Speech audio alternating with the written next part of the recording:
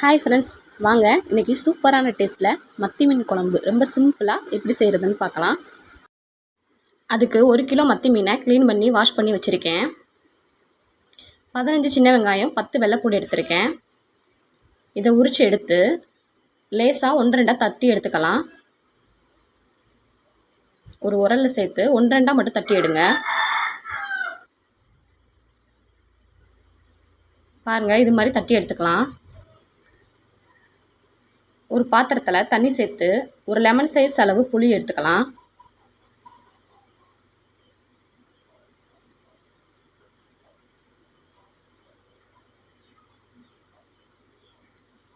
நாலஞ்சு தக்காளி பழத்தை எடுத்து சேர்த்துக்கோங்க. நல்லா கனிஞ்ச பழமாக இருந்தால் உங்களுக்கு பிழியறதுக்கு ஈஸியாக இருக்கும். அப்படி பார்த்து எடுத்துக்கோங்க. இதில் எந்த சக்கையும் இல்லாமல் எல்லாத்தையும் சேர்த்து ஒன்றா கலந்து எடுத்துக்கலாம்.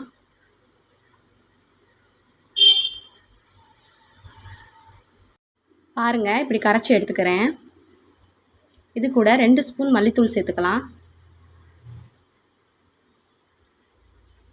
2 ஸ்பூன் மிளகாத்தூள் சேர்த்துக்கலாம்.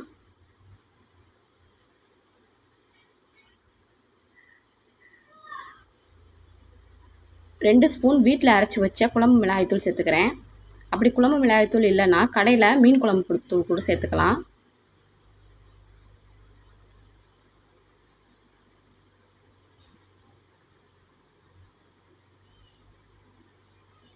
இதை நல்லா எல்லாத்தையும் கலந்து எடுத்துக்கலாம்.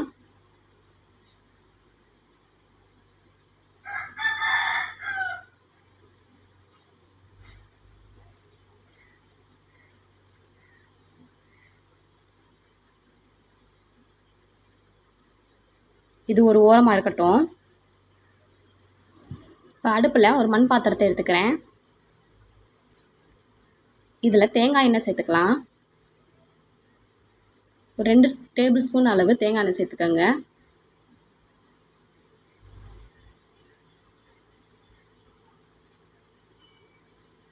கொஞ்சம் கடுகு பருப்பு சேர்த்துக்கிறேன்.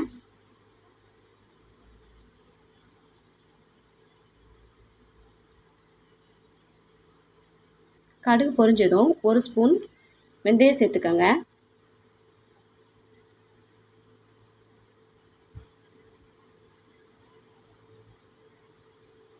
ஒரு கொத்து கருவேப்பிலை சேர்த்துக்கோங்க. இப்போ 1-2 தட்டி வச்ச வெங்காயத்தையும் வெள்ளைப்பூடையும் சேர்த்துக்கிறேன்.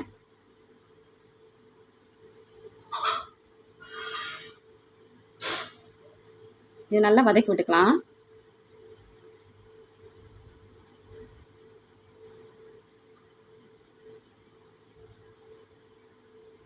இப்போ கலந்து வச்சுருக்கதை இதில் சேர்த்துக்கலாம்.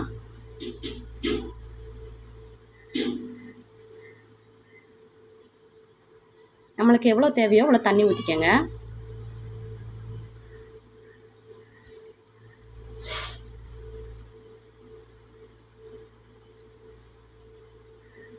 இதுக்கு தேவையான அளவு உப்பு சேர்த்துக்கோங்க. இது நல்லா கொதிக்கட்டும். இதுக்கு ஒரு பொடி தயார் பண்ணிக்கலாம். அதுக்கு 1 ஸ்பூன் வெந்தயம், 1 ஸ்பூன் சீரகம், 1 ஸ்பூன் மிளகு எடுத்திருக்கேன். இதை வறுத்து நல்லா பொடி பண்ணிக்கோங்க.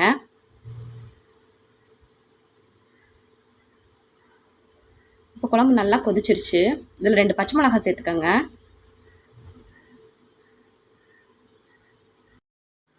க்ளீன் பண்ணி வச்சுருக்க மீனை ஒவ்வொன்றா அதில் சேர்த்துக்கலாம்.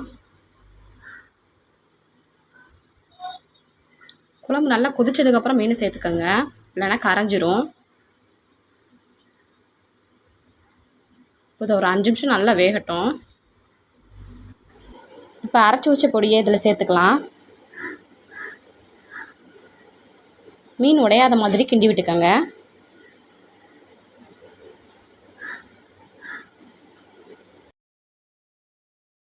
லாஸ்ட்டில் கருவேப்பிலை போட்டு குழம்பு இறக்கிக்கலாம்.